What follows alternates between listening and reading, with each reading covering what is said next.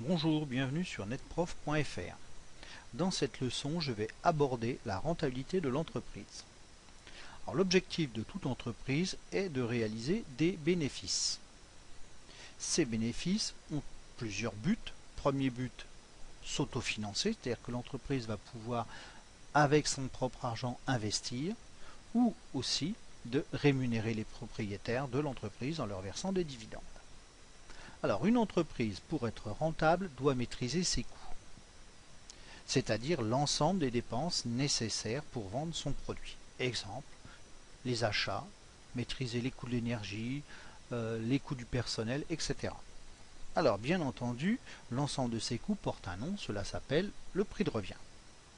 Si à ce prix de revient, l'entreprise ajoute une marge, c'est-à-dire la part de son bénéfice, elle va pouvoir calculer son prix de vente. Alors maintenant, posons-nous la question, comment mesurer la rentabilité? Alors le critère le plus souvent utilisé, c'est le résultat de l'entreprise. Si l'entreprise a un résultat positif, c'est qu'elle fait des bénéfices. Donc, grande chance qu'elle soit rentable. Par contre, si elle fait des pertes, c'est-à-dire un résultat négatif, il y a peu de chances que cette entreprise soit rentable. Alors, un autre critère utilisé est la capacité d'autofinancement, qui consiste mathématiquement à additionner aux bénéfices les amortissements.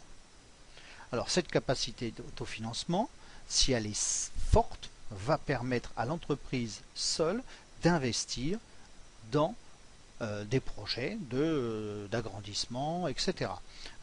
Faut savoir que si une entreprise doit emprunter de l'argent à une banque, bien entendu, elle devra verser des intérêts. Donc ici, la capacité d'autofinancement va permettre d'éviter d'avoir recours à l'emprunt.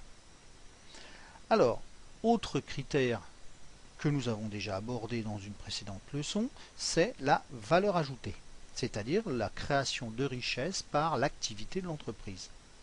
Alors, plus une entreprise va créer de richesse, plus elle sera considérée comme rentable. Alors il existe d'autres éléments pour mesurer la rentabilité. On les appelle les ratios de rentabilité. En voici deux. Le premier, c'est le bénéfice net sur le chiffre d'affaires hors taxe. Je prends un exemple.